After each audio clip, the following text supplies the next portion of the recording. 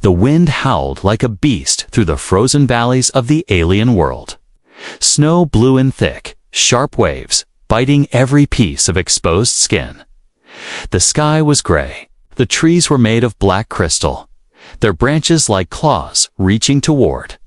The heavens, nothing moved. Nothing lived through the storm. Her feet bare and blue. Her body shook with cold. She had already torn off the last piece of her outer robe. It now wrapped around the tiny bundle in her arms, her child. The alien mother's name was Varen. Once a proud healer of her tribe, now she was just a mother. With no food, no fire, and no hope. Her baby, Lyra, was only weeks old. The child whimpered softly, wrapped in burnt cloth and pressed to Varan's chest. Each cry from the baby stabbed her heart. The snow had numbed her legs. She could no longer feel her fingers, but she walked. She walked because stopping meant death for both of them. Varan saw a broken tree stump and dropped beside it. It offered no real shelter, but it was the only thing standing between her and the endless white. She looked down at her baby. Lyra's eyes were closing. The heat was fading fast. "I'm sorry," Varan whispered in her alien tongue. "This world, ... it doesn't want us anymore." She opened her arms and held the baby even tighter. Her body, thin and trembling, tried to give every last bit of warmth. Her own skin was purple now from the cold. Her clothes, what was left, were soaked. Only the burning of her skin reminded her she was still alive.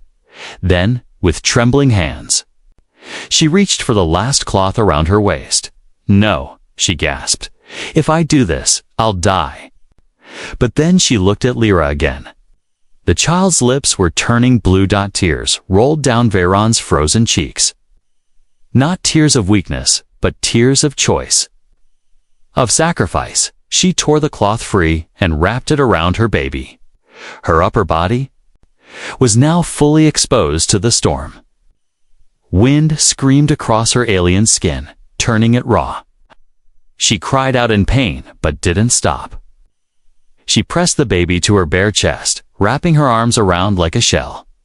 "Live, my child," she whispered, "even if I cannot." Hours passed. The snow kept falling. She didn't know how long she lay there. She faded in and out of consciousness. Her body was no longer shaking. That scared her. That meant the cold had gone too deep. Varan looked at the baby one more time. Lyra was quiet, her tiny chest moving up and down. Still breathing. Still alive. That's when Varan allowed herself to close her eyes. Just for a moment. But in that moment, something changed. A low hum, a beeping sound. A shadow moved across the snow, cutting through the white like a phantom. A human man stood not far away, covered in a thermal suit, visor scanning the landscape. He had seen the faint heat signature just barely enough to catch his attention. His name was Jack Riley, a lone scout from a crashed cargo ship. At first, he thought it was a tricksome creature luring him in. But as he came closer, he saw her, a thin alien woman, half naked, curled around a baby. He ran toward her. "Hey," he shouted through his mask. "Hey, can you hear me?" She didn't move. He kneeled beside her. She was still breathing, but only just. Her skin was cold as ice. The child was warm, protected under layers of burnt fabric. But the mother, "Oh my God," he whispered. She gave everything to keep the baby warm. He didn't hesitate. He pulled off his heavy coat and wrapped it around both of them. Then he activated his emergency heater and placed it beside them. The small flame flickered to life, and for the first time in hours, the wind's cruelty was pushed back. He held the mother's hand. It was barely responsive. "Don't die," he muttered. "Not after this." Jack lifted her into his arms, with the baby still pressed between them. He looked around, no shelter nearby. But he had to try. He started walking, carrying both of them through the snow behind him. The fire flickered and died.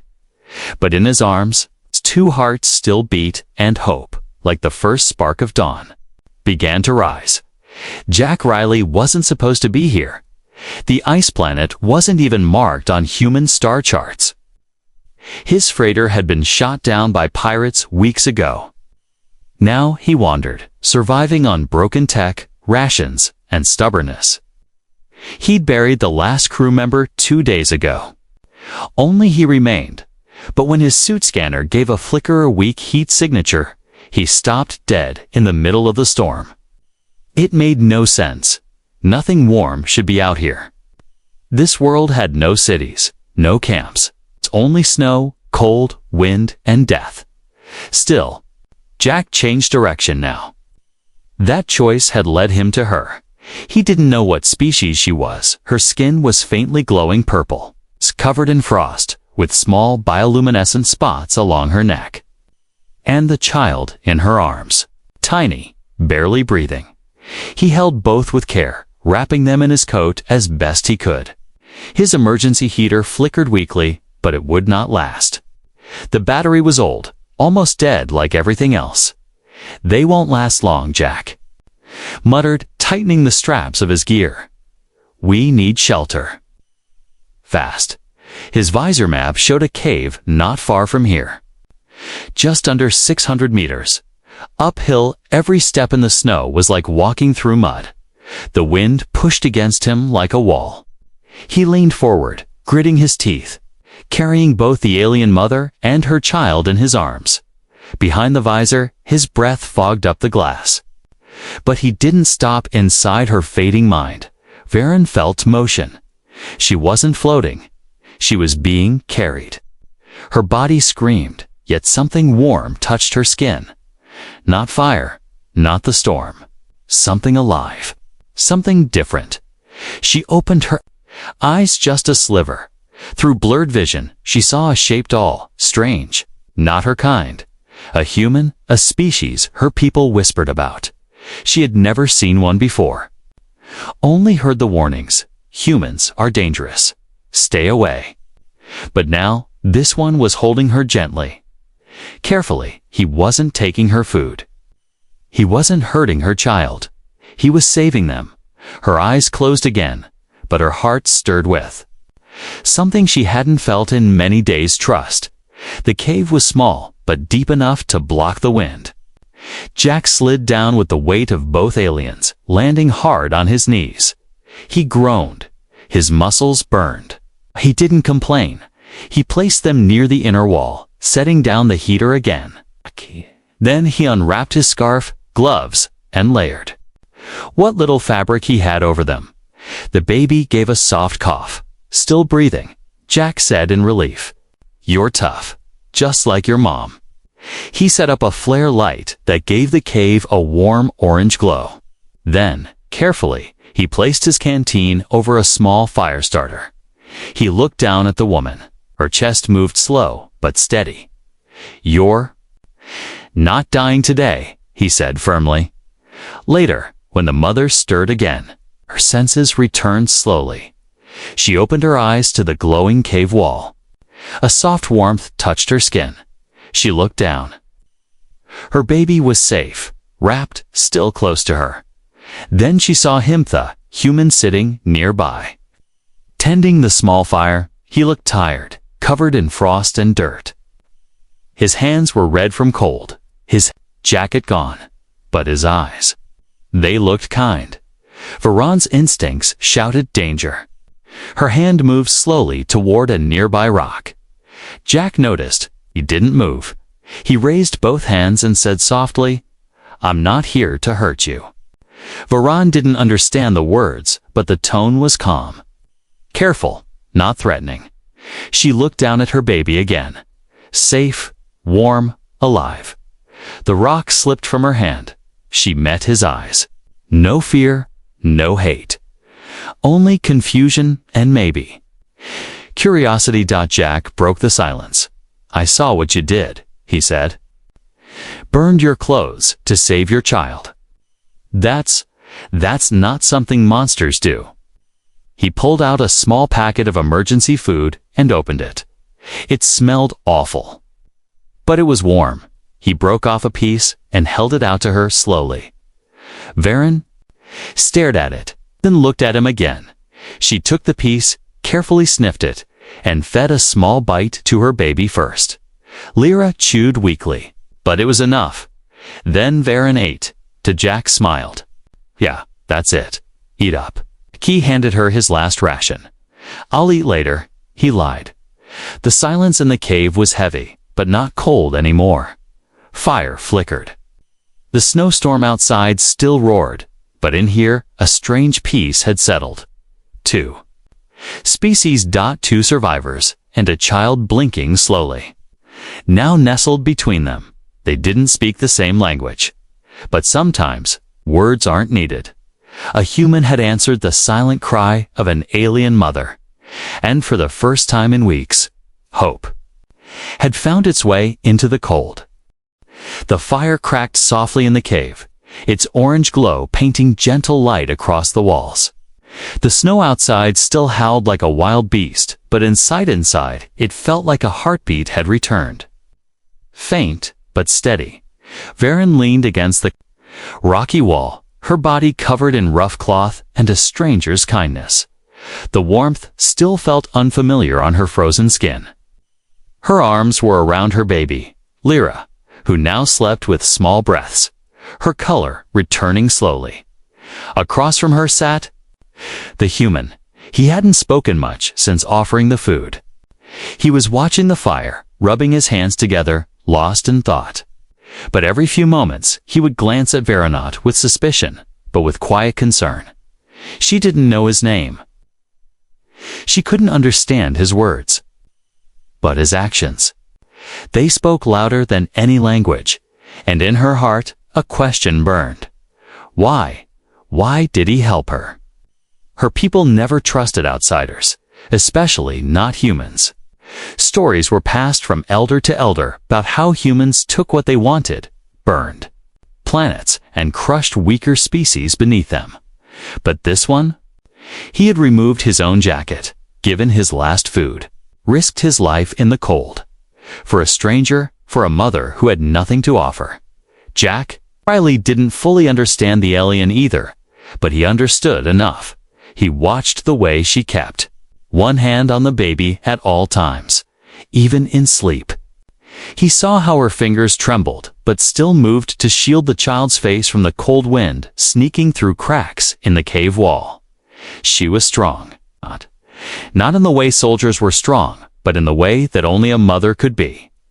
Jack had seen strength before. He had served in 2 wars, watched cities burn, and seen commanders bark orders behind walls.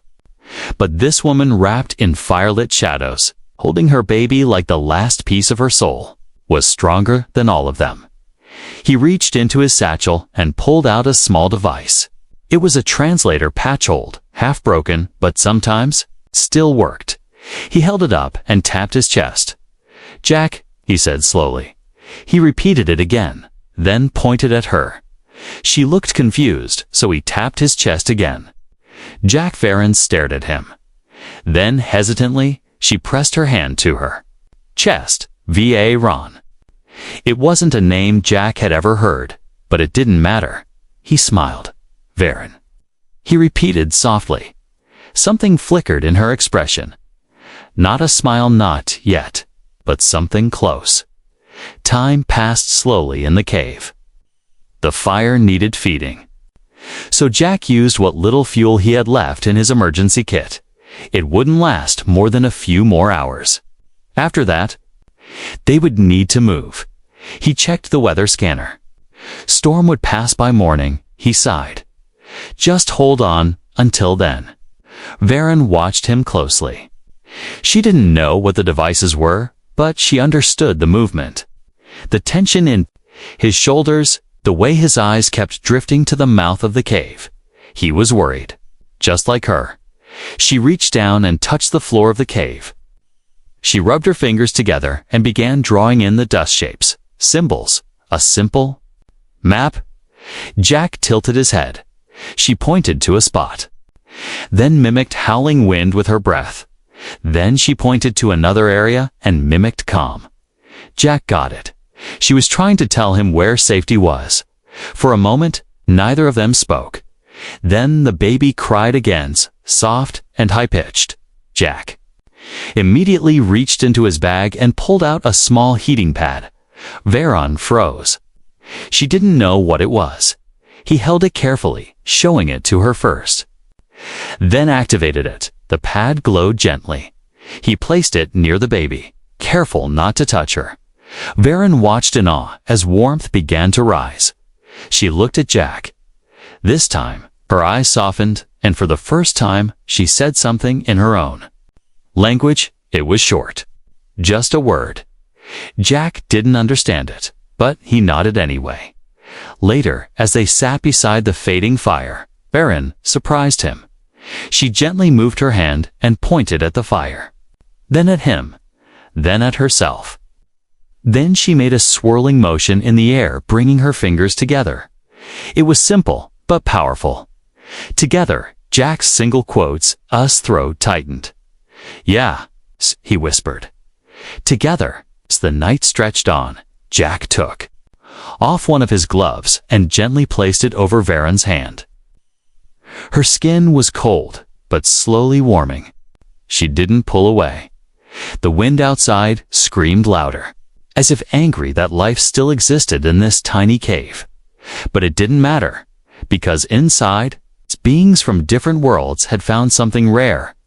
Not just survival, not just warmth, but connection, and as the last flame flickered, they both watched it not in fear, but in silent understanding. The fire between species had been lit, and neither of them would let it die.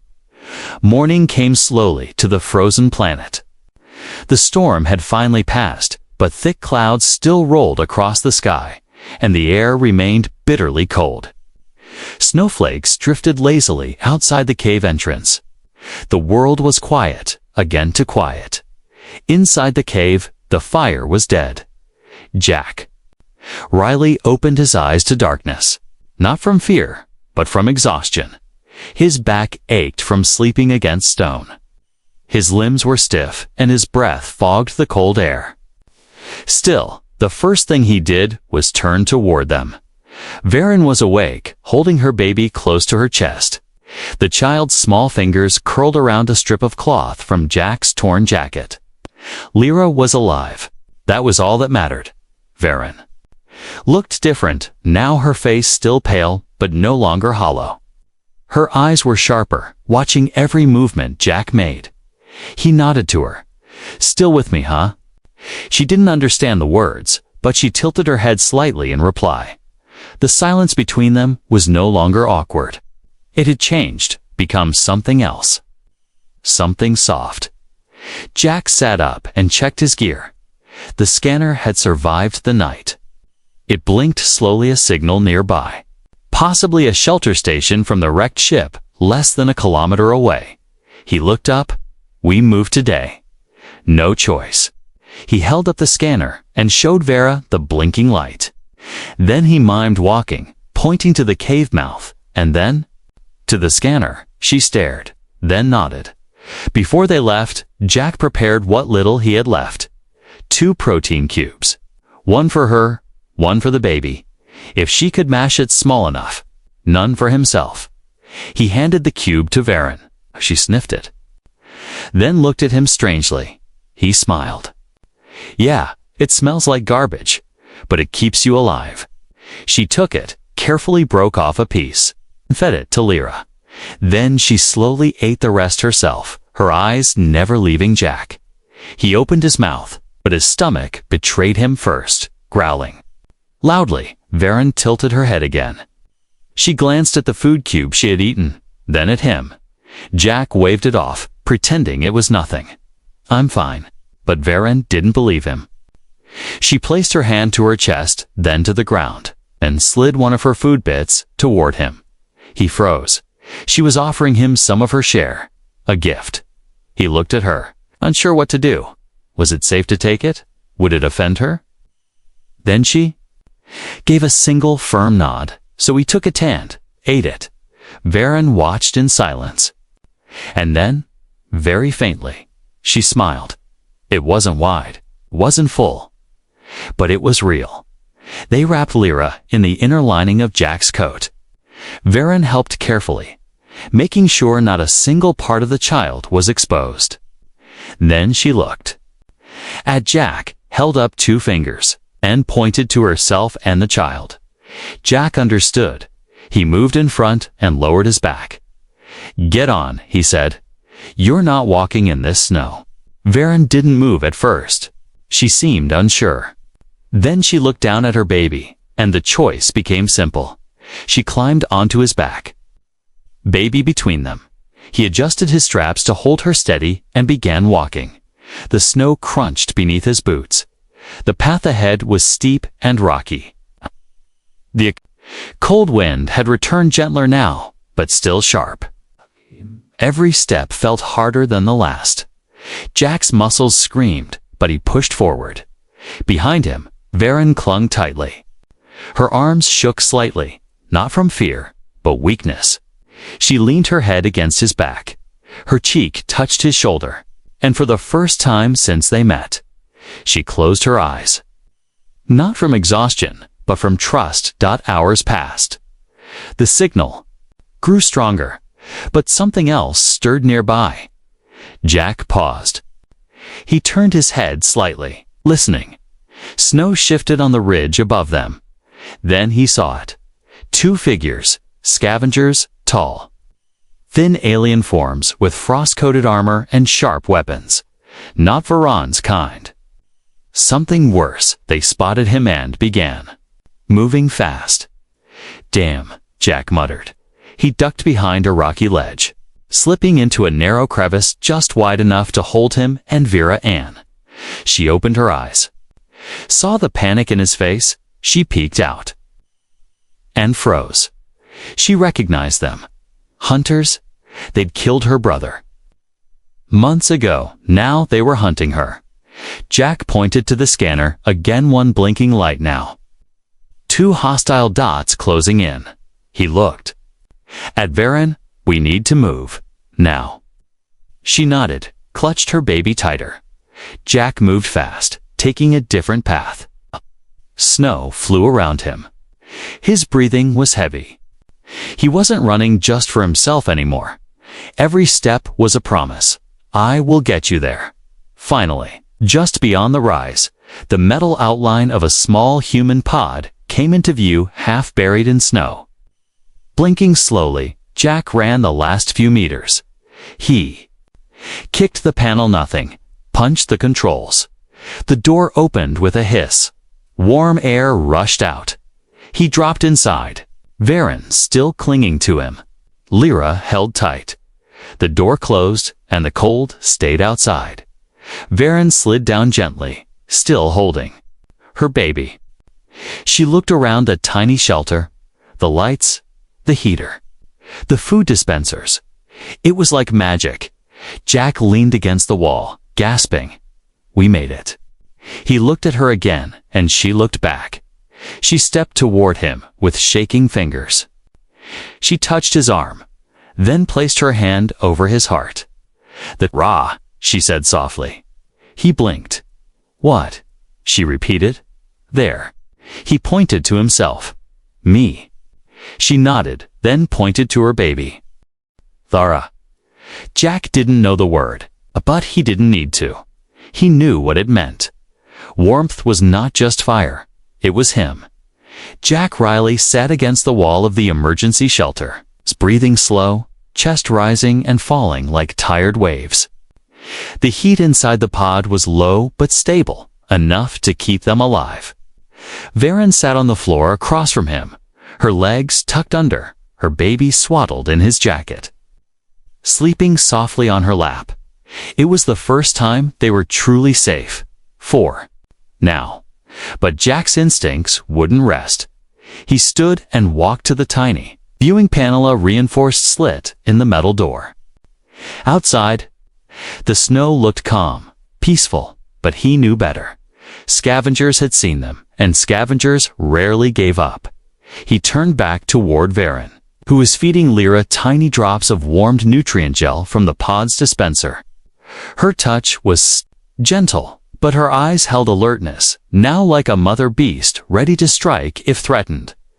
Jack crouched near her and pointed to the baby. "She doing okay?" Ron didn't understand his words, but she nodded slowly.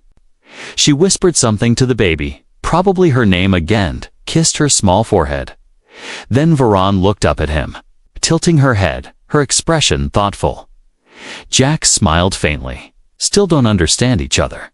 And yet, we?" Dewey returned to the corner and began checking his worn scanner. 2 dots flickered faintly. They were still out there, getting closer, far outside the pod. The snow wasn't untouched. It bore footprints. 2 scavengers moved through the icy terrain. They wore scavenged armor, sharp, rusted metal patched over thick animal hides.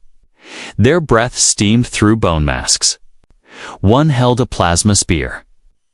The other, a motion tracker salvaged from an old mining ship. The tracker blinked. They had found the trail, and they weren't tracking just to steal supplies. They remembered the alien woman Varan from a raid long ago. She had escaped them once. They would not let her go again. Inside the shelter, Varen stood and looked around. Her hands brushed the wall, feeling the smooth human metal. She moved toward the heating vent and crouched to press her fingers near it, testing its strength. She didn't need words to know this place wouldn't protect them forever. She approached. Jack pointed to the baby, then to the scanner. Then she drew 3 lines on the metal floor, representing herself. Lyra and Jack, next. She tapped near the scanner's flickering dots. Danger. Then she drew another line a path away. Escape Jack. Watch closely, she was warning him. He nodded. I know. They're coming, but where would they go? He didn't even know if a rescue beacon from the pod had made it to orbit. His ship's systems were down. No communication, no backup. Just survival. Still, he stood, walked to the supply drawer and pulled out a flare gun and a worn-out shock pistol with 2 charges left. He showed both to Varen. She stared, then pointed to the flare. He handed it to her. She held it carefully, eyes sharp. Jack was surprised. Most alien civilians feared human weapons, but Varen wasn't afraid. She had the eyes of someone who had faced cold, hunger, and death, chosen to keep going. He didn't say it aloud, but Jack was beginning to admire her. Suddenly, the pod lights flickered, then went out. Everything went black. Lyra cried softly. Varen whispered to her, calming her instantly. Jack reached for the emergency switch and powered the backup light. A dim red glow filled the pod, too dim. Jack's heart pounded. They've cut power lines.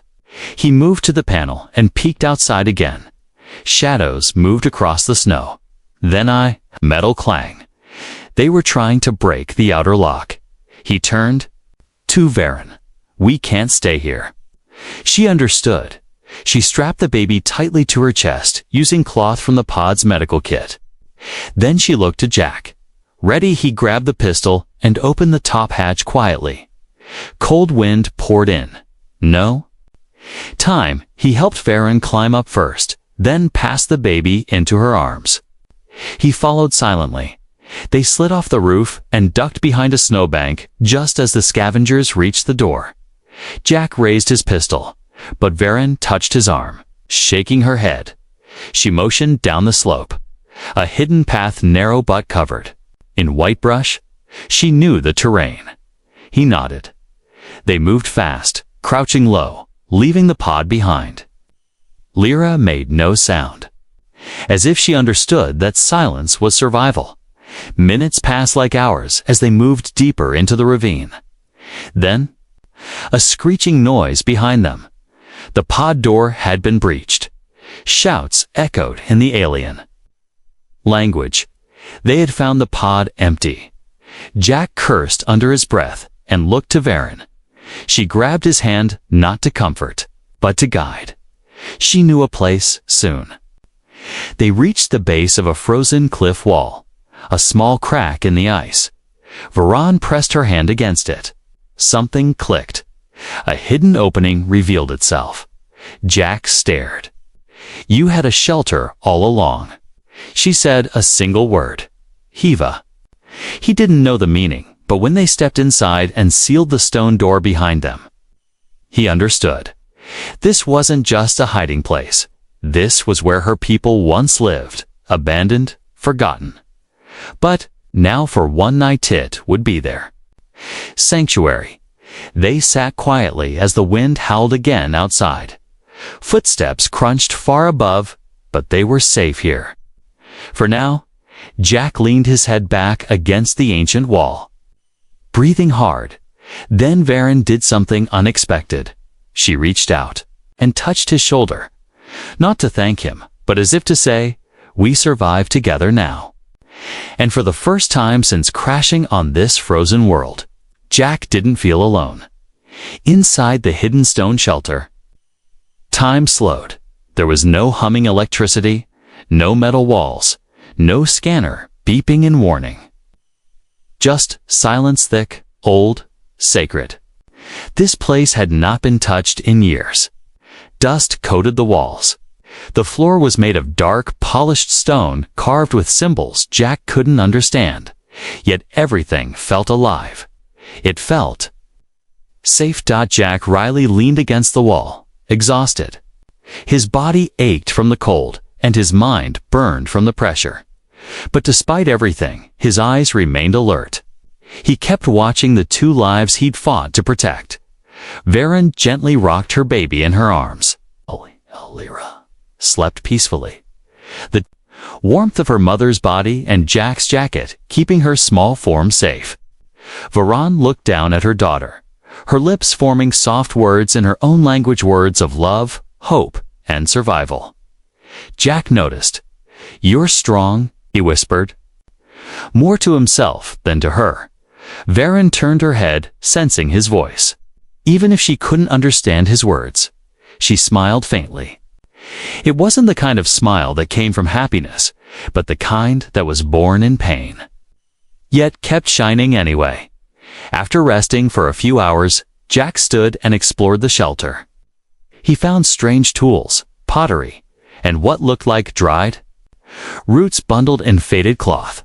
Shelves were carved into the walls, and one corner had a small raised platform, possibly for sleeping. He called softly, "Varen?" She looked up. Jack gestured to the dried roots and tilted his head. She rose carefully, still holding Lyra, and approached. Her fingers brushed over the plants with a familiarity Jack immediately noticed. She sniffed one, nodded, and moved to the center of the room. Then she knelt down and began crushing a few of the roots between two stones. Jack watched, curiously. A faint scent filled the air, sweet, earthy, warm. Then Varen took a piece of torn cloth, soaked it in a small cup of melted snow, added the crushed herbs, and placed it on the baby's chest. Lyra breathed easier. Jack's eyes widened. "You're a healer." Varen didn't answer, but her eyes confirmed it. She wasn't just a survivor. She was someone with knowledge, life-saving knowledge. As night fell, Jack sat beside the ancient stone platform, now converted into a sleeping area for the three of them. Varen placed Lyra down gently, and for the first time, the child slept without clinging to her mother. Jack offered Varen a piece of food from his ration pouch, dried fruit from his emergency kit. She hesitated, then accepted. They chewed in silence, each lost in thought. Suddenly, Varen reached into her cloth pouch and pulled something out, a small, round stone etched with glowing lines. She placed it in Jack's hand. He looked at it. "What is this?" Varen pointed at the stone, then at Lyra, then placed her hand on Jack's chest. Confused at first, Jack slowly began to understand. It was a token, a symbol of trust. She was giving him something that belonged to her family, to her child, He held the stone tightly. "You're serious?" She nodded once. Then she said the word again. "Dara." This time she pointed to Lyra. "Ha," and then to him. Jack's heart skipped. He wasn't just the man who helped. He was now part of them. A while later, they heard a distant sound of mechanical growling. Faintly through the stone walls, scavenger bikes, still searching. Jack stood and turned to Varen. "They're not giving up." She walked to the wall and tapped a carved stone. A panel slid open, revealing a narrow tunnel leading deeper into the mountain. Jack raised his eyebrows. "You've got escape routes too." She gave a slight smirk. Then stepped back, letting him peek through. The tunnel was long, dark, and cold, but it was safety.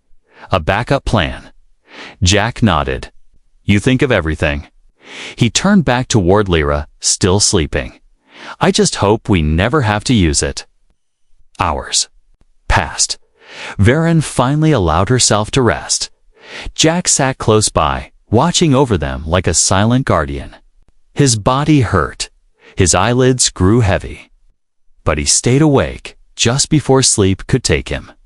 He felt a soft weight on his shoulder. Varen had leaned against him, not out of weakness, but out of comfort. She whispered something too soft for him to understand. Then she closed her eyes. Jack looked down at the baby.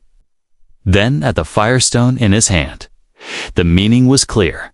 He wasn't just a stranger anymore. He was their protector, their warmth, their hope. In that silent, forgotten place beneath the ice, 3 lives, once alone, once on the edge of death, had become something more.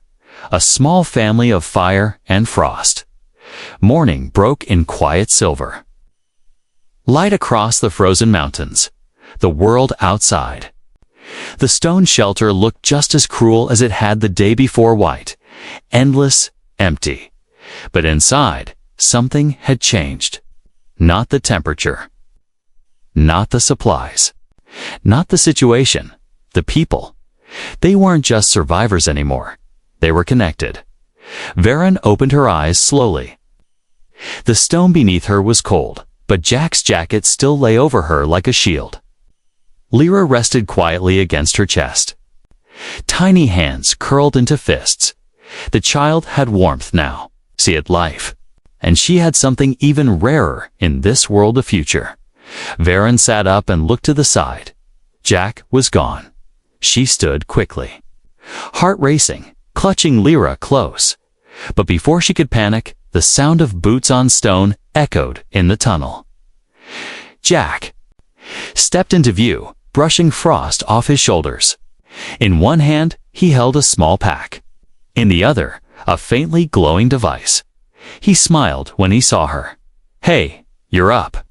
Varen tilted her head, confused but calmed at the sight of him. Jack dropped the bag gently and pulled out a metal rod, one of the old emergency flares from the pod. He pointed upward. "Rescue, I'm sending the signal." She didn't understand the words, but she saw the hope in his eyes. She nodded slowly, her fingers brushing over the pouch tied around her waist. She now kept the glowing firestone. He'd returned. It had become a symbol of something powerful. A bond. Later that day, they climbed to the highest ridge together. Varen wrapped the child carefully and secured her against her back, using thick layers of cloth. Jack offered his scarf as extra protection. The wind was still sharp, biting, but the sun had broken through the clouds, turning the snow into fields of glowing silver.